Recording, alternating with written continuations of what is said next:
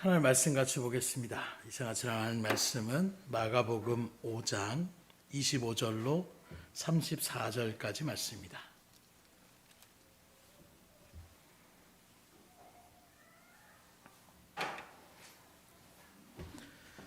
마가복음 5장 25절로 34절까지 말씀 제가 봉독해 올려드리겠습니다.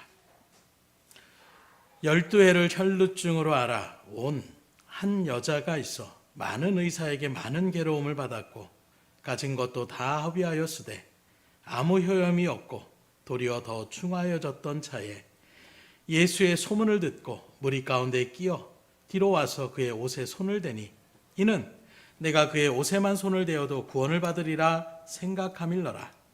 이에 그의 혈루 근원이 곧 마름에 병이 나은 줄을 몸에 깨달으니라. 예수께서 그 능력이 자기에게서 나간 줄을 곧 스스로 아시고 무리 가운데서 돌이켜 말씀하시되 누가 내 옷에 손을 대었느냐 하시니 제자들이 여짜오되 무리가 에워싸 미는 것을 보시며 누가 내게 손을 대었느냐 물으시나이까 하되 예수께서 이 일 행한 여자를 보려고 둘러보시니 여자가 자기에게 이루어지는 일을 알고 두려워하여 떨며 와서 그 앞에 엎드려 모든 사실을 여쭈니 예수께서 이르시되 딸아 내 믿음이 너를 구원하였으니 평안히 가라. 내 병에서 놓여 건강할지어다. 아멘. 어떤 뉴스를 또 들어보다 보니까 요새 청년 고독사에 대한 부분들이 또 많이 일어난다. 부동산의 어떤 사기 피해 가운데서 많은 청년들이 정말로 힘들고 지치는 또 여러 가지 대출을 받았던 그런 일들이 해결되지 못하는 길들을 끙끙 앓고 있다가 그렇게 스스로 목숨을 끊으며 나아가는 이런 소식들을 이야기하고 있는데, 그러면서 그 얘기를 하더라고요. 그 고독사 가운데서 특별히 청년 고독사를 바라보게 되면 정말 그 집안에 돈 100원도 찾아볼 수 없을 정도로 완전하게 금전적으로 그렇게 막혀있는 모습을 발견할 수밖에 없다. 그런 일들을 바라볼 때에 왜 그렇게 힘들 수밖에 없습니까? 가족이 없는 것도 아니에요. 주변에 사람들이 없는 것도 아닙니다. 그럼에도 불구하고 스스로가 느껴지는 그 절망감과 그 고통과 또 어떤 스스로의 선택에 대한 이런저런 일들 가운데서 누구에게도 손을 벌리지 못하며 나아가는, 또 여러 가지 우리나라의 여러 가지 일들 속에서도 또 복지나 이런 문제 속에서 사람들이 자살을 방지하기 위하여 수많은 어떤 상담 전화나 이런 것들이 있음에도 불구하고 많은 사람들이 거기에 또 손을 내밀지 못하는 이런 안타까운 모습들을 우리가 바라볼 수가 있더라는 것입니다. 오늘 어찌 보면 본문에 나오는 이 여인도 그러한 절망과 고독 가운데에 힘들 수밖에 없는 삶을 살아갔던 그런 여인을 우리가 바라볼 수가 있는데, 오늘 말씀은 분명히 증거합니다. 무려 12년 동안 혈류병을 앓고 있었던 여인이다. 이 일들 가운데서 말 그대로 몸에 피가 계속해서 유출되어지는 이런 병을 지금 나타내고 있는 거예요. 이런 일들 속에서 생활하는 것이 얼마나 힘들 수밖에 없겠습니까? 곧 이 여인에게 있어서 절망과 고통의 원인은 바로 그의 가지고 있는 질병이었음을 이야기하고 있는데, 이 병이 더 그 여인에게 있어서 힘들고 어려웠던 것은 육체적인 고통으로 끝나는 것이 아니라 이 병에 대하여 하나님의 율법의 말씀 가운데서 이렇게 증거합니다. 레위기 15장 25절에 보면 만일 여인의 피에 유출이 그의 불결기가 아닌데도 여러 날이 간다든지 그 유출이 그의 불결기를 지나도 계속되면 그 부정을 유출하는 모든 날 동안은 그 불결한 때와 같이 부정한즉 그의 유출이 있는 모든 날 동안에 그가 눕는 침상은 그에게 불결한 때의 침상과 같고 그가 앉은 모든 자리도 부정함이 불결할 때의 부정과 같으니 그것들을 만지는 자는 다 부정한즉 그의 옷을 빨고 물로 몸을 씻을 것이며 저녁까지 부정할 것이요. 말은 길게 했는데 쉽게 말하면 우리가 속된 말로 하면 재수 없다라는 거예요. 부정 탔다라는 것입니다. 쉽게 말하면 몸에 유출이 있는 그 병도 정말 삶을 살아가는데 너무나도 힘들고 고통스러운데, 더 나아가서 심적인 일들 가운데서도 율법의 근거에서 바라보게 되면 이 여인은 누구와 만나도 안 되는 거예요. 접촉을 하면 안 되는 것은 왜요? 그 여인과 접촉을 하는 사람도 똑같이 부정한 사람이라고 하나님께서 그렇게 칭한다라고 말씀하고 있는 것입니다. 그러니 제사를 드리는 하나님의 성전에도 나아갈 수가 없는 거예요. 왜요? 가장 거룩해야 될 하나님의 성전에 불결한 몸을 입고 나온다? 있을 수 없는 것입니다. 오늘날로 얘기하면 예배를 참석할 수도 없는 거예요. 기도회나 여러 가지 어떤 교제 일들 가운데 나올 수 없는 것입니다. 우리가 겪었던 코로나 일들처럼 말 그대로 코로나에 걸렸다. 그러면 어떻게 되는 거예요? 무조건 격리하는 거예요. 만날 수가 없는 것입니다. 집 앞에 몇 미터 나가도 문제가 발생하는 것처럼 유대인의 율법 가운데 비춰보게 되면 이 혈류병이라는 것은 바로 그와 같은 질병이에요. 심지어 어디까지 가느냐? 부부관계 가운데 이게 결혼하는 사이에 있어도 남편이 이 문제를 삼아가지고 난 당신하고 더 이상 살 수 없다라고 이혼을 그렇게 선포해도 갈라설 수밖에 없는 이혼 사유가 될 수 있을 정도의 그런 모습의 병이 바로 혈류병이라고 얘기하고 있는 거예요. 그러니 하나님께 나아가지도 못합니다. 오늘날로 얘기하면 성전에 가서 기도할 수도 없는 거예요. 사람들하고 만날 수도 없습니다. 모든 것이 막혀있는, 그러니 얼마나 고통스럽겠어요.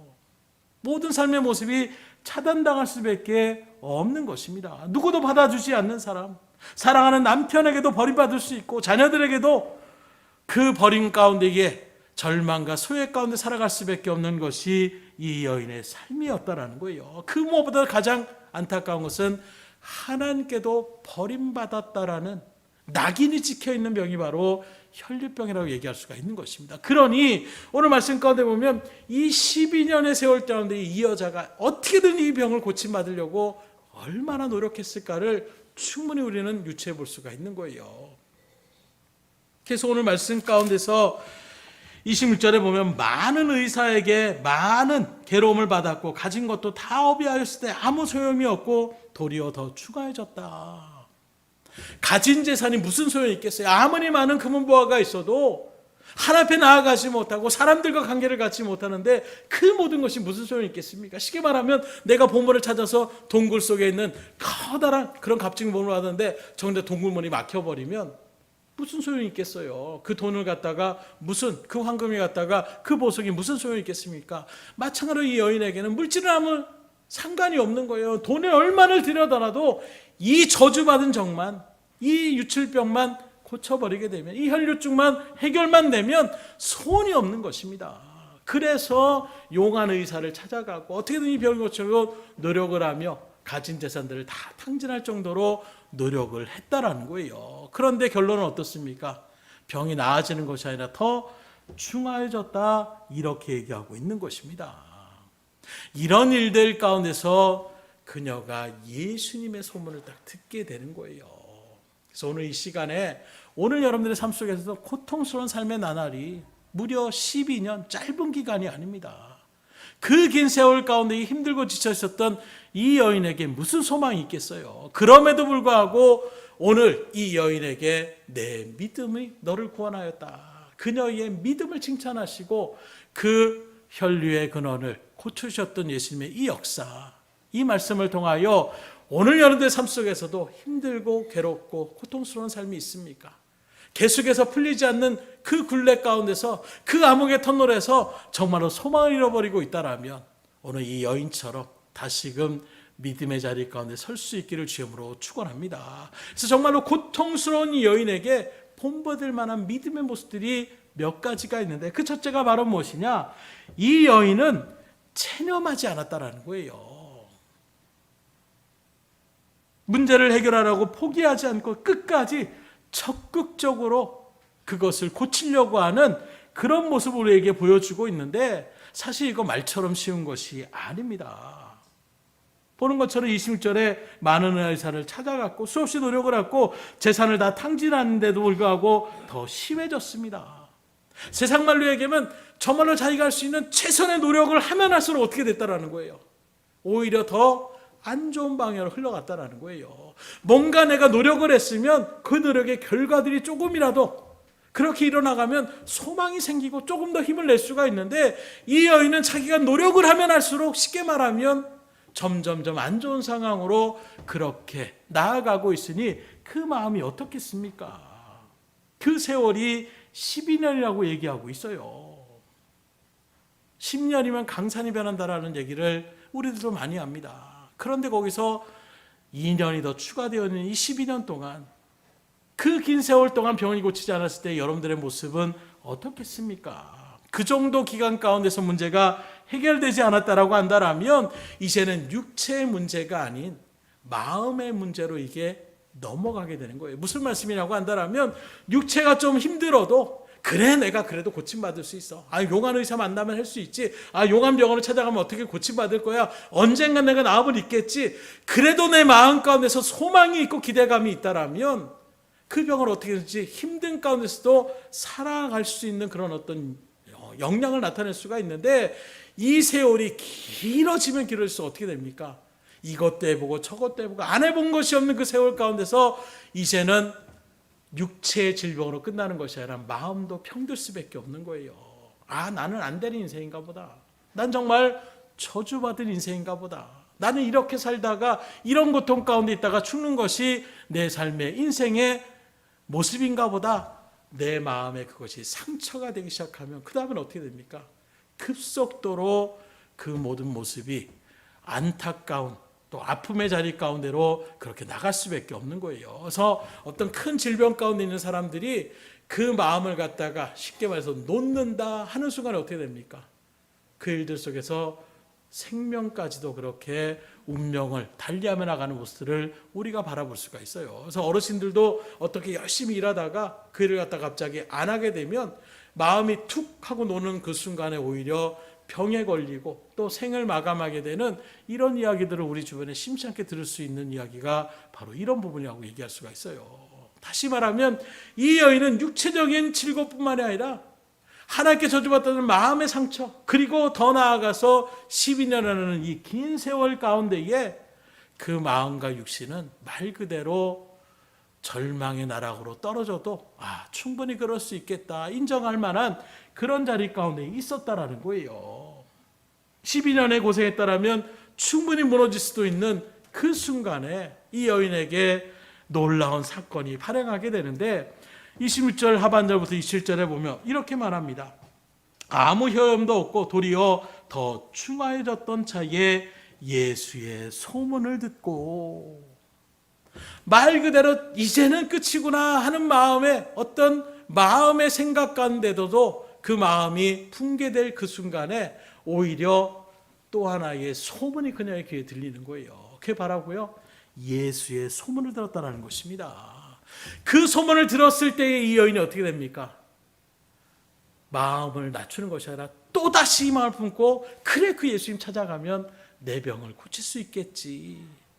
말 그대로 포기할 줄 모르는, 항상 어떤 신랄 같은 어떤 그런 소망이 있다라면 그걸 붙잡고 나아가는 그 믿음이 이 여인에게 있었다라는 거예요.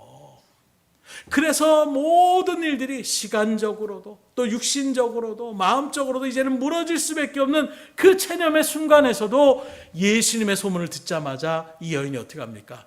다시금 힘을 얻고 그 예수님을 찾아가는 발걸음 가운데 있었다라고 이야기하고 있는 것입니다. 곧 오늘 저 여러분들도 무너지는 마음이 있습니까? 긴 세월 가운데에 세월에 장사 없다라는 그런 얘기 속에서 여러분들의 마음이 낮아지는 모습이 있습니까? 오늘 이 여인처럼 어떠한 순간에서도 체념하지 않고 포기하지 않기를 주의 이름으로 축복합니다. 그래서 주의 일들 가운데서 정말로 우리의 삶 속에 그 어떤 어려움이 있어도 우리는 결코 포기하거나 체념하는 자리 가운데에 서서는 안 된다라는 거예요. 절망적인 그 마지막 순간에 희망의 끈을 놓아버리게 되면 그때는 모든 것이 끝날 수밖에 없어요. 그러나 그것을 놓지 않고 포기하지 않고 체념하지 않으면 반드시 여러분들에게 기회가 찾아옴을 믿을 수 있기를 주의 이름으로 축원합니다. 왜 이 여인이 체념하지 않았습니까? 그 여인에겐 믿음이 있었던 거예요. 어떤 믿음입니까? 그 예수님을 만나면 나는 반드시 고침받을 수 있다. 이 믿음이 생기니까 체념할 수가 없는 거예요. 예수님 만나도 내가 뭘 할 수 있겠어? 교회 나간다고 내가 기도한다고 뭐 일이 벌어지겠어? 이렇게 생각하면 거기에는 아무 역사가 일어나지 않는 거예요. 그러나 그 예수님을 나를 고쳐줄 수 있고 그 예수님 문제를 해결할 수 있다는 분명한 믿음이 확신이 있을 때에 우리는 포기할 수 없는 거예요. 그리고 절절하게 주님 앞에 매달리는 것입니다. 수많은 기독교 역사 가운데 바라보게 되면 그렇게 주님 앞에 절절한 마음으로 기도하는 그 기도에 응답하여 체험하는 수많은 믿음의 간증들을 우리가 또한 듣고 그 중심에 여러분들이 시적으로 믿음의 길을 걸어가고 있지 않습니까? 그러니 끝까지 체념하지 않을 수 있기를 주님으로 축원합니다. 믿음의 사람은 체념과는 포기하는 우리하고 상관없는 단어가 되셔야 돼요. 왜요? 우리에게는 능력의 하나님이 계시잖아요. 세상의 어떤 일들, 부모도 날 할 수 없고 친구도 할 수 없고 세상의 환경이 상황이 세상을 바라보니까 그것이 다 끊어졌을 때 사람들은 포기하고 그 절망기 극한에 달았을 때에 스스로 잘못된 선택을 하는 이런 모습이 있지만 믿음의 사람은 모든 것이 다 끊어질지라도 하나님은 여전히 우리 가운데 함께 있다라는 이 복음의 확신, 이 말씀의 확신, 이 믿음의 확신이 있으면 절대로 그런 선택의 자리 가운데 설 수가 없는 거예요. 그래서 늘 저는 단언하며 얘기합니다. 교회를 다니면서 스스로 생명을 끊었다. 정말 그 안에 믿음이 있을까? 정말 그 안에 하나님을 믿는 믿음의 자리 가운데 서 있을까? 물어볼 수밖에 없는 거예요.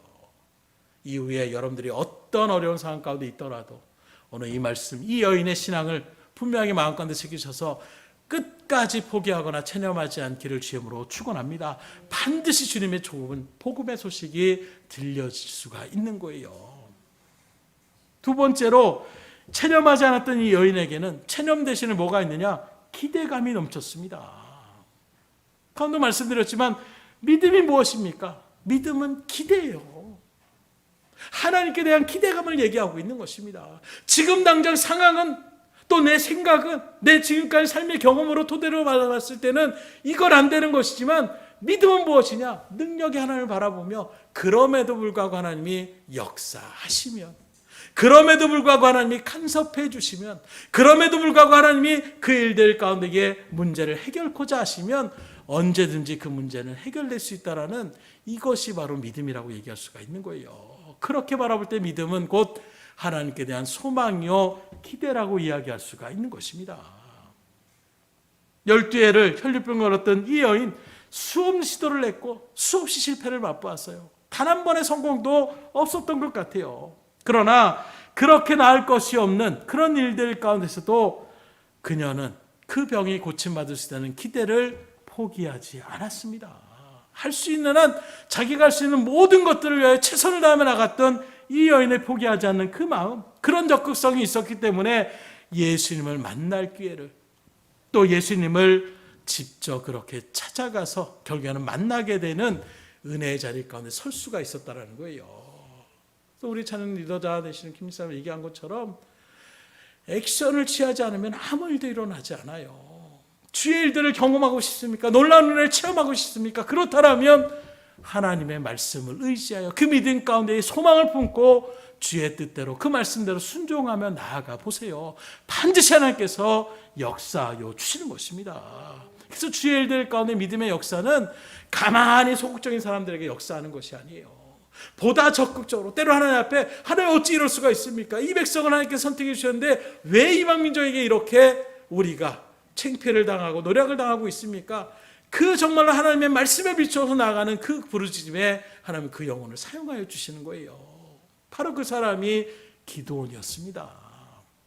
그러니 여러분들 주의 일들 가운데서 이러한 일들 속에서 기대감을 갖고 다른 사람은 그 무슨 말도 안 되는 소리야. 교회 간다라고 기도한다라고 뭐 그거 한다라고 될 수가 있겠습니까? 아무리 다른 사람들이 우습게 여길지라도 하나님이 반드시 그 일들을 이루어주신다라는, 하나님 반드시 해결해 주신다라는, 하나님 반드시 그 모든 질거를 물러가게 하신다라는 분명한 믿음의 확신을 가지고 그 기대감을 가지고 주님 앞에 나아갈 수 있기를 주님으로 축복합니다. 그래서 오늘날에도 우리 권생 기도한 것처럼 이 땅 가운데 부흥의 역사가 일어나려면 어떻게 되겠습니까?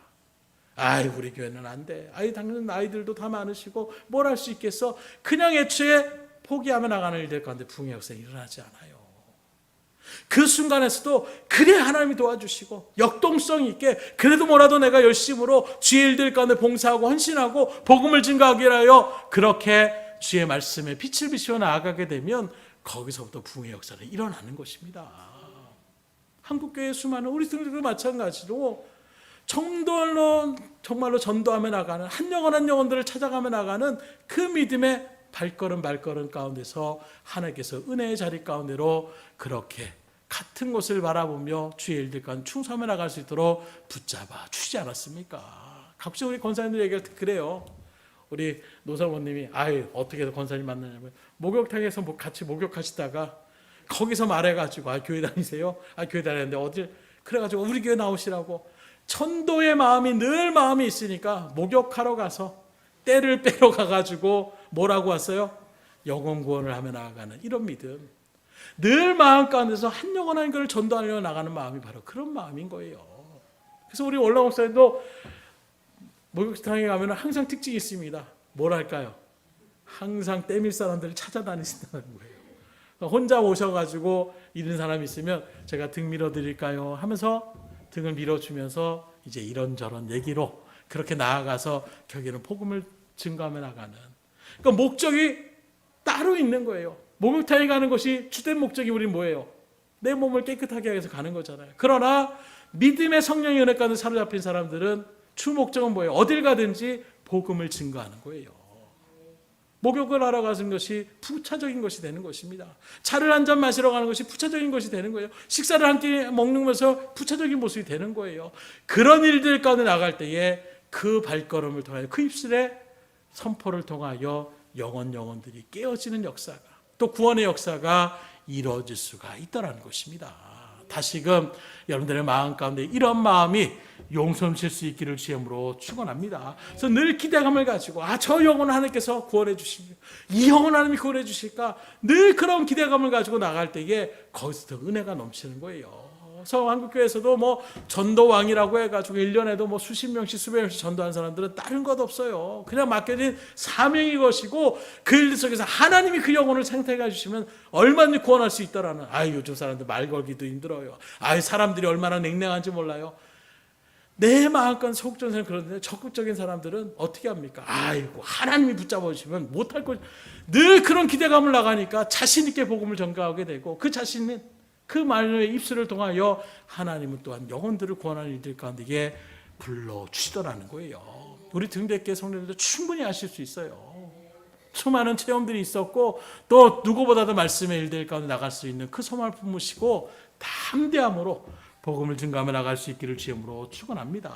그래서 실제로 잘 되는 세상적인 어떤 식당이나 이런 것도 한번 바라보세요. 어떤 식당은 정말로 파리가 날려요. 어떤 식당은 바글바글합니다. 바글바글한 식당들 바라보세요. 손님이나 서브를 보는 사람들이나 그냥 이렇게 대충 느릿느릿하지 않습니다. 막 분주해요. 막 목소리가 막 높습니다. 안녕하세요. 오늘. 근데 정말 팔이 나는 사람들은 손님이 와도 어떤 데는 가면 그냥 한번 쳐다보고 가만히 있어요. 시킬 때까지 그냥 가만히 있는. 왜요? 말 그대로 자포자기하는 듯한 그런 모습들. 그러면 식사하러 온 사람들도 별로 기분이 좋지 않아요. 근데 뭔가 맛이 내가 생각해도 맛이 그렇게 뛰어나지도 않은데 사람들이 바글바글하고 사람들이 막 그렇게 역동스럽게 나타나면 괜히 음식도 맛있게 먹는. 특별히 우리 노사모님 바라보게 되면 분위기를 굉장히 잘 타세요. 그래서 어떨 때는 아무리 음식이 오늘 맛있는데 해도 뭔가 기분이 언짢거나 또 오는 길에 무슨 일이 있으면 음식을 먹어도 별로 그렇게 즐겁게 하지 않아요. 그런데 어쩔 때는 음식은 별 맛이 없는데도 그 기분이 좋아지면 어떻게 되느냐? 오늘 정말 너무 맛있다라고 먹는 내내부터 그렇게 말씀할 때가 참 많이 있어요. 모든 일들을 할 때에도 마찬가지예요. 교회도 역동성이 있게. 그래서 등대교회 일들 가운데 바라보게 되면 정말 그런 역동성이 다시금 느껴지는 것 같아요. 힘있게 서로 정말로 봉사하며 헌신하는 일들 가운데 적극적으로 나타나게 되는, 누가 시키지 않아도 스스로 바라봐서 저것 좀 해야 되겠다 하는 마음이 있으면 그걸 그냥 일들을 갖다가 감당해 나가는 이런 발걸음들 하나님이 얼마나 기뻐하시겠어요.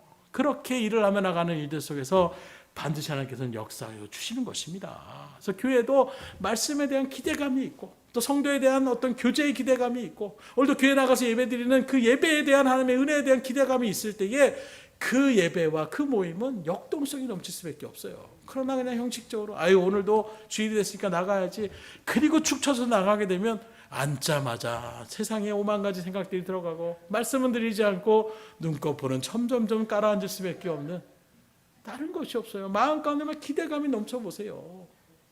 똑같은 모임이라도 세미나라든가 말씀을 들을 때도 어떤 유명한 목사님이 한다, 어떤 정말 존경하는 분이 한다, 그러면 한 말씀 놓치지 않으면 벌써 갈 때부터 마음 자세가 틀린 거예요.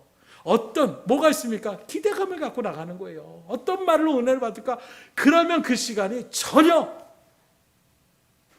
졸음이 웬 말입니까? 한마디 한마디가 정말 은혜가 넘칠 수밖에 없는 거예요.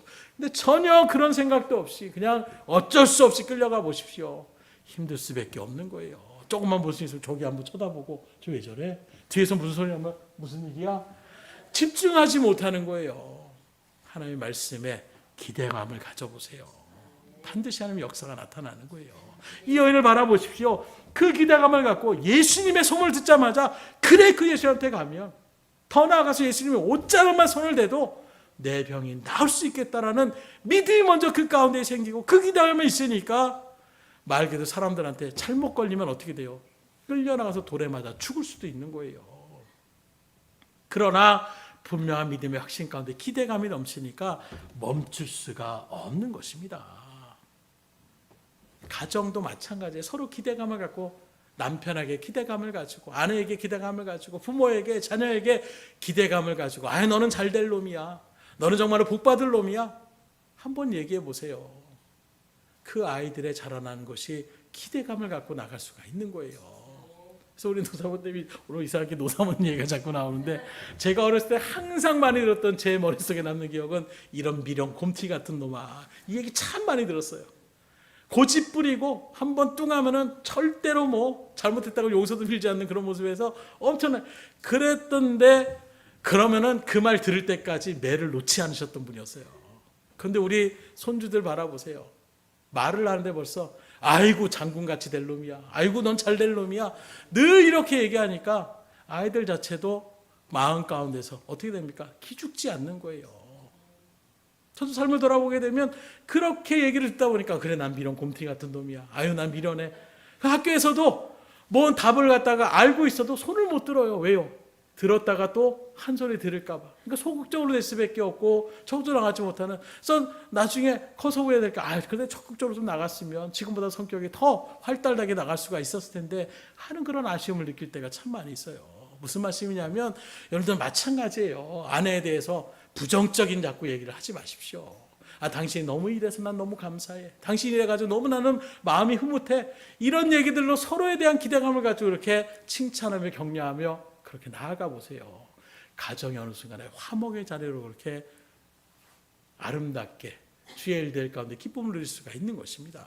그래서 말 한마디를 바꾸고 생각 한마디를 바꾸고 그렇게 실적으로 실천하며 나가는 것이 얼마나 큰지 몰라요. 그래서 항상 말할 때에도 저희도 모르게 가면서도 또 부정적인 얘기 나오려고 하면 서로 그러면 됐어, 우리 또 기분 좋게 해야지 하고 마음을 바꾸고 서로 마음을 맞춰서 그렇게 오늘 이것 때문에 좋고 저것 때문에 좋고, 그렇게 하다 보니까 참 하나님께 주시는 은혜 가운데 하나가, 어딜 가도 목사님들이 이제 나중에 얘기할 때 우리 조 목사님하고 우리 사모는 꼭 모임에 참석해야 된다라는 얘기를 꼭 하세요. 왜요? 갈 때마다 그냥 웃음을 주고 섬겨주고, 둘이 부부사이. 그리고 가실 때 어떤 권사님 가다가 목사님 항상 보는데 맨날 신혼이세요, 신혼. 항상 걸어갈 때도 손을 콕 잡고 다녀요. 아무도, 장로님들 권사님들도 다 자리도 또 따로따로 앉으십니다. 목사님들도 마찬가지예요. 연세가 좀 있고 그러시니까 그런지 몰라도 항상 목사님들끼리 있으면 막 하기애애해요. 근데 부부끼리 딱 있으면 한마디도 잘하지 않습니다. 그런 모습 가운데에 나가서 늘 같이 다니고 늘 즐거워하고 그런 모습을 바라보니까 같이 보는 사람들도 기분이 좋은 거예요. 그러니까 여러분들이 항상 주의 일들을 감당해 나갈 때에도 그런 모습을 보여주셔야 되는 거예요. 이웃들이 바라봤을 때에도 항상 얼굴에 환한 미소를 머금고 사람들에게 늘 밝게 인사하며 나가는 그 모습을 취해 보십시오. 아파트건 주변의 어떤 이웃들의 일들 가운데서 여러분들을 보는 시각이 나도 모르게 변화가 되는 거예요. 그리고 거기서부터 복음은 출발될 수 있는 것입니다. 그래서 오늘 변화되는 말씀도 다른 것 아니에요. 우리가 그런 믿음의 확신을 가지고 긍정적인, 오전에 말씀드린 것처럼 긍정적인 마음을 가지고 그렇게 나아가 보세요. 얼굴을 환한 모습으로 그렇게 나아가 보세요. 때로는 얼굴 자체가 이거 화날 일시 정말 추워도 없는데 그럼에도 불구하고 그래 긍정적인 사람으로 살아야지, 내가 하나님의 믿는 자녀답게 얼굴을 환하게 하고 그렇게 웃는 얼굴로 나가야지, 억지라도 그렇게 한번 해보세요. 하나님 그래도 역사하신다고요. 오늘 이 여인의 모습이 바로 그와 같은 것입니다. 어찌 보면 말씀의 제목처럼 작은 몸짓이라고 할 수 있어요. 크다면 크다고 할 수 있지만 이 여인이 뭔가를 특별하게 한 것이 아닙니다. 이 여인이 한 것이 무엇입니까? 그냥 예수님 뒤로 가서 앞에도 나갈 수 없어요. 슬쩍 예수님의 옷자락에 손을 댄 것입니다. 왜 손을 댔어요? 28절의 말씀입니다. 이는 내가 그의 옷에만 손을 대어도 구원을 받으리라 생각함일러라. 여기서 손을 대어도 낫는다라는 이 믿음, 사실 이게 뭔가 대단한 것을 요구하고 있는 것이 아닙니다. 어떤 어려운 절차를 갖고 예수님 앞에 면담을 신청하고 10분만 좀 예수님 만났으면 좋겠습니다. 이야기 좀 나눴으면 좋겠습니다. 예수님 나를 위해서 안수기도 했으면 좋겠습니다. 요청한 것이 없습니다. 그냥 뒤에 가서 예수님 옷자락에 손을 살짝만 댄 거예요. 옷자락을 잡고 막 이렇게 잡아 당긴 것도 아니에요. 누구도 눈치채지 못해요. 제자들도 눈치채지 못하도록 그냥 살며시 가서 예수님 옷자락에 손만 살짝 댄 거예요. 이것이 뭐가 그렇게 대단한 모습이겠습니까? 무슨 말씀을 드리고자 하냐면 하나님의 은혜를 받는 것이 뭔가 대단한 우리 어떤 노력의 걸까? 뭐 폭포수에서 뭐 사람들이 얘기를 하고 벽을 바라고 면벽을 10년 동안 하고 세상의 고행스러운 이런 일들의 모습으로 하나님을 만나는 것이 아니라는 거예요. 하나님의 은혜를 받는 것이 그렇게 어려운 것이 아닙니다. 누구 그럽니다. 40일 금식 기도해야 된다. 뭐 예배, 그런 모습들이 우리가 기본적으로 은혜 받아서 그 일들을 즐겁과 자원하는 십자가하기를 주님께서 원하시지, 그렇게 했으니까 내가 너희들 만나줄게, 하나님 그렇게 말씀하고 있지 않아요. 오늘 이 여인도 마찬가지입니다. 또 성경은 많은 사건들을 통해서 우리에게 말씀하고 있어요. 광야에 이스라엘 백성들이 하나님 앞에 불순종하며 나가는 일들 속에서 보호의 손길을 떼서 불뱀이 와서 사람들을 물어서 막 열병 가운데 죽습니다. 그때에 그 모세의 회개의 기도, 충벌의 기도 가운데 하나님께서 하신 것이 무엇이냐? 뭐 대단한 거 아니었어요. 너희들 지금까지 10일 동안 금식하고 하나님 앞에 부르짖겨 나아가고 그 독에 대한 부분에 약초를 발라가지고 붕대를 감아서 그걸 잘 관리하고 썩지 않도록 이렇게 얘기한 것이 아닙니다. 그냥 노뱀 모양을 만들어서 장대에 높이 걸어서 어떻게 합니까? 그걸 쳐다보기만 하면 낫는다. 얼마나 쉬운 방법이에요. 어려운 거 없습니다. 내가 죽는 일들 가운데 이제 난 죽겠구나 하는 순간에 노뱀을 보면 산다라고 한번 보면 되는 거예요. 그러면 내 몸에 있었던 그 도끼와 열병이 싹 빠지고 고침을 받는 것입니다. 그런데 안타까운 무엇이냐? 그걸 믿지 못하고 끝까지 바라보지 않았던 사람들은 결국에는 생을 마감하게 되었다라는 거예요. 너무나도 쉬운 방법인데 마음 가운데 무슨 노뱀을 바라본다라고 이 병이 낫는다라고 무슨 약초를 바른다라면 좀 내가 이해를 하지, 그런 마음 가운데 불신앙으로 바라보지 않는 사람은 결국에는 죽음의 자리 가운데 설 수밖에 없었다라는 거예요. 구원의 길도 마찬가지입니다. 맹인 바디메오가 예수님 앞에 나갔을 때에 예수님이 뭐라고 합니까? 내가 무엇하여 주기를 원하느냐? 바디메오는 간단합니다. 보기를 원합니다. 다른 거 이것저것 얘기하는 거 아니에요. 내가 정말 간절한 소망하는, 난 눈 다시 보기 원합니다. 세상을 다시금 바라볼 수 있는 시각을 찾기 원합니다. 시력을 찾기 원합니다. 이 얘기를 했을 때에 주님께서 고쳐주신 거예요. 구원을 바라는 간수장에게 우리가 어떻게 하면 구원받을 수 있습니까? 그 바울에게 바울이 뭐라고 합니까? 우리가 잘 아는 것처럼 주 예수를 믿으라. 그리하면 너와 내 집이 구원을 얻으리라. 다른 거 없어요. 너 이제부터 착한 일, 선한 일들을 해야 된다. 거기에 있는 죄수들 갖다가 함부로 대하면 안 된다. 이런저런 요구가 아닙니다. 그냥 주 예수를 믿으라. 그리하면 너와 내 집이 구원을 얻으리라. 어려운 것이 아니에요. 얼마나 간단합니까? 머리가 좋아야 된다. 산에 가서 돌을 닦아야 된다. 그런 것 없습니다. 적어도 물질이 몇 억은 있어야 된다. IQ가 적어도 130 이상은 돼야 된다. 이런저런 이야기가 없어요. 그저 간단하게 아주 쉬운 방법으로 예수님을 믿음으로 영접하면, 그러면 주님께서 구원을 주신다라고 말씀하고 있어요. 그래서 믿음은 선물이라고 우리에게 말씀하고 있는 것입니다. 홍해를 건너는데도 마찬가지예요. 복잡한 방법이 없었어요. 나 지금 당장 빨리 나무들을 깎아가지고 배를 만들어라. 이게 아닙니다. 그냥 능력의 지팡이를 가지고 그 홍해 바다 가운데 손을 내밀어라. 이 간단한 방법 가운데서 놀란 기적의 역사가 일어나더라는 거예요. 요단강 건너때도 마찬가지입니다. 뭔가 대단한 일이 아니에요. 믿음으로 말씀에 의지하여 법궤를 만든 제사장들이 먼저 요단강에 발을 담거라. 그때 요단강 물이 갈라지는 것입니다. 어렵다면 어려울 수 있어요. 그러나 믿음만 온전하게 새기면 그 행동에 나아가는 것들은 너무나도 쉽다라는 거예요. 긴 시간도 필요 없습니다. 나아만 장군이 그 나병을 고치는 일들도 마찬가지입니다. 요단강 물에 뭐예요? 빡빡 때를 밀어라. 조금이라도 때가 나오면 안 된다. 그 정도로 빡빡 밀어. 이것도 아니에요. 어떻게 합니까? 요단강에 7번만 몸을 담궜다 일어났다 담궜다 일어났다 7번만 하면 깨끗함을 얻게 된다라고 얘기하고 있는 거예요. 그런데 나만은 어떻게 합니까? 이게 뭐 하는 짓이냐. 내가 그 먼 길을 갔다가 이 많은 재물을 가지고 그리고 뭐라고 얘기해요? 나와서 선지자가 내 머리에 안수기도 해가지고 내가 병을 나을 줄 알고 일반적인 자기 생각의 일들 가운데 사로잡혀서 그 일들을 하지 않으니까 완전히 빈정이 상해가지고 막 툴툴거리며 가는 것입니다. 그때에 그 수하가 뭐라고 합니까? 아니 이보다 더한 일을 시킨다고 한들 저 헬몬산 높은 곳에 가서 거기에 있는 그 눈에다가 몸을 씻어라 이렇게 라고 한다는들 안 하시겠습니까? 하물며 그냥 요단강 물에 가서 몸만 7번 그렇게 담궜다 일어났다 담궜다 일어났다 그건 하면 되는데 그걸 못 하겠습니까? 그리고 믿자야 본전하는 마음으로 갔어요. 믿음이 있는 것도 아니었습니다. 그러나 그 믿자야 본전하는 마음으로 그렇게 말씀에 순종하여 7번 몸을 담갔더니 성경 뭐라고 합니까? 어린아이와 살결같이 그렇게 하나님께서 바꾸셨다라고 말씀하고 있지 않습니까? 즉 지금 이 여인이 주님의 옷을 대었다라는 것은 우리의 심령의 마음문에 최소한의 믿음의 그 마음의 문만 열어도 놀라운 역사를 체험할 수 있다라는 거예요. 주님 앞에 간절한 마음으로 여러분들이 소망을 품고 기도해 보십시오. 하나님이 역사하여 주시는 것입니다. 대단한 기도를 하지 않아도 돼요. 여러분들의 마음의 심령의 문을 조금만 열고 하나님이 역사해 주실 거야.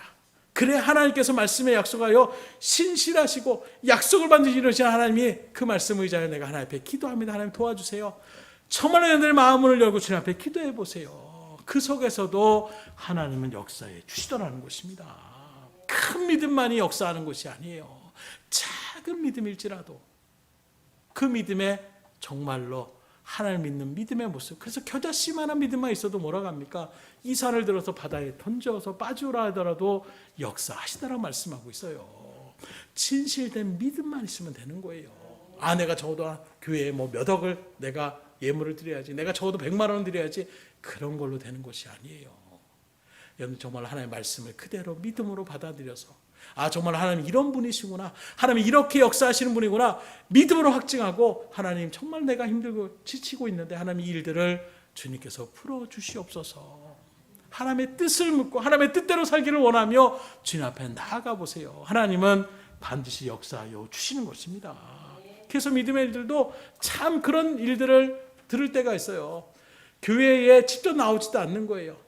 그냥 부인이 교회 나간다고 하니까 그 아내를 사랑하는 마음으로 그냥 교회에 그냥 데려다만 주고 왔다 갔다 하다가 그런 일들 속에서 한 번 또 예배 참석하는 일들 속에서 그 마음을 주님께서 어루만져 주셔서 구원의 복음을 받아들이게 되는 이런 놀라운 역사들도 우리가 많이 들을 수가 있는 것입니다. 그 말은 뭐예요? 정말로 열심으로 나가는, 말 그대로 하루 종일 일했던 포도원의 그런 풍싹이 아니라 단 1시간을 일했던 사람이라도 주인의 마음 가운데 그 영혼을 구원코자 하는, 그 영혼에게 정말로 은혜를 베푸고자 하는 그 하나님의 손길만 있다라면 얼마든지 역사할 수 있음을 믿으시고 포기하지 않고 기대감을 갖고 주님 앞에 나아갈 수 있기를 주님으로 축원합니다. 그렇게 될 때 어떻게 됩니까? 그 믿음이 인생을 변하게 하는 거예요. 놀라운 역사의 은혜 가운데 서게 하여 주시는 것입니다. 12년 동안 너무나 고통스럽게 살았어요. 끝이 보이지 않는 고통 가운데 점점점 나아지지 않고 심한 중병 가운데 있는 그 일들, 그러나 오늘 말씀 가운데 비춰보십시오. 곧 마름에 이렇게 표현하고 있어요. 하나님 앞에서는 10년, 20년 상관없습니다. 하나님이 작정하시면 바로 그 순간 그 모든 문제는 해결됨을 믿으시기를 주임으로 축원합니다. 아주 작은 믿음의 행위였지만 정말로 담대함도 없어서 주님 앞에 함부로 나갈 수도 없고 슬며시 뒤에 가서 옷자락에 손만 잠깐 대는 이런 몸짓이었지만 그 작은 믿음의 몸짓이 12년 동안 겪었던 그 끔찍한 고통과 끔찍한 저주에서 풀려날 수 있는 은혜를 체험케 하여 주셨다라는 거예요. 때로 여러분들도 힘들고 어려울 때가 분명히 있습니다. 그때 세상말로 이야기하면 시간이 마치 멈춘 것 같이 시간이 더디게 흐르는 것처럼 정말로 기쁜 순간, 정말로 내가 즐거워하는 순간은 한 시간이 10분도 안 된 것 같아요. 1분도 안 되는 훅 지나간 것 같아요. 그러나 정말로 힘든 시간 가운데 있으면 10분도 1시간, 2시간, 10시간이 넘는 것처럼 참 시간이 더디게 간다. 참 고통스럽다. 이렇게 우리가 느낄 때가 분명히 있습니다. 그런 모습에서 특별히 전도하며 나갈 때에도 정말 철옹성과 같이 조금도 마음문을 열지 않고 복음을 받아들이지 않는 그 마음이 한순간에 와르르 무너져서 하나님의 은혜의 말씀의 자리 가운데에 들어서게 되는 그런 믿음의 역사들도 오늘날 얼마든지 하나님은 역사하여 주시는 거예요. 그러니 정말 여러분들이 해야 될 것은 무엇입니까? 간절한 마음으로 그 기대감과 소망을 가지고 하나님 앞에 기도하며 나갈 수 있기를 주임으로 축원합니다. 그래서 무너지는 그 순간이 오히려 우리에겐 기도의 무릎을 꿇는 순간, 하나님을 정말로 인정하는 순간, 하나님의 놀라운 역사의 그 손길을 우리가 누릴 수 있는 순간으로 여러분들의 심령을 믿음의 눈으로 하나님의 관점으로 바꿔보세요. 반드시 하나님께서 그 믿음을 이루게 하여 주시는 거예요. 그리고 오히려 그 믿음을 칭찬하시는 것입니다. 오늘 여러분들의 발걸음은 어디에 있습니까? 아직도 막혀있는 것 같은 긴 어둠의 터널 가운데 왜 이렇게 내 인생은 여전히 절망과 정말 체념하며 포기할 수밖에 없는 그런 마음이 있습니까? 오늘 이 12의 혈루증을 앓았던 이 여인의 믿음, 그 믿음을 통해 하나님께서 놀라운 역사로 치유해 주셨던 이 말씀을 여러분들이 마음 가운데 새기셔서 그 어떤 일들에도 포기하지 않으시고 끝까지 기대감을 갖고 하나님을 의지하며 믿음으로 나아가셔서 하나님께서 역사하시는 그 놀라운 은혜를 충만히 받아 누리셔서 그 기쁨의 감격을 정말로 감당할 수 없어서 주변에는 많은 사람들에게 전하며 나가는, 그리고 그 영혼들이 구원의 일들 가운데 다시금 또 그렇게 하나님의 백성으로 하나님을 영접하게 되는 은혜의 일들 가운데 쓰임받는 여러분들의 발걸음, 우리 등대교회 믿음의 공동체가 될 수 있기를 주임으로 축복합니다. 기도하겠습니다. 주님 감사합니다. 하나님의 은혜가 얼마나 큰지, 정말로 우리는 인간적인 일들 가운데서 큰 어떤 일들에 큰 수고를 해야 뭔가 대단한 일들을 우리가 바라볼 수 있는 것 같은 그 인생의 어떤 관점 속에서 벗어나지 못해서 하나님의 은혜를 간구하며 나가는 일들도 뭔가 우리가 크고 대단한 일들을 해야지만 하나님이 역사하신다라고 우리가 생각할 때가 있는데, 오늘 이 혈류회를 12해 동안 혈종을 얻던 이 여인의 그 행위와 그 믿음의 행위를 모습을 통해서 우리가 깨달을 수 있는 것은 작은 그 몸집 하나, 정말 믿음 가운데 서 있는, 포기하지 않고 주님이라면 반드시 역사하시고 고침받을 수 있다는 그 믿음의 확신을 가지고 예수님의 옷자락에 손만 대었을 때에도 그 놀라운 은혜에 말 그대로 그렇게 10여 년 동안 힘들게 했던 혈류의 근원이 말라지게 되는 진정한 구원의 자리 가운데 설 수 있음을 우리가 말씀 통해 깨닫게 하여 주셨사오니, 오늘도 지친 발걸음이 있습니까? 괴로운 심령이 있습니까? 절망감에 어찌할 줄 모르는 안타까움의 마음이 있습니까? 하나님 더욱더 주님을 온전히 의지하게 하여 주시되, 특별히 나의 생각이 앞서는 것이 아니라 하나님께 주시는 그 믿음의 선물을 온전히 마음 가운데 새겨서 주의 뜻 가운데 그 말씀에 순종하여 그 말씀을 의지하며 나가는 그 발걸음 위에 하나님 놀라운 역사를 인도하여 주시옵소서, 이루게 하여 주시옵소서. 그리함으로 더욱더 우리가 나아가는 이 믿음의 발걸음이 정말 힘있는 발걸음이 되게 하여 주시고 환한 빛을 드러내며 나갈 수 있도록 역사하여 주시옵소서. 모든 것을 주님 앞에 의탁드리오며 예수의 손 받들어 기도드렸사옵나이다. 아멘.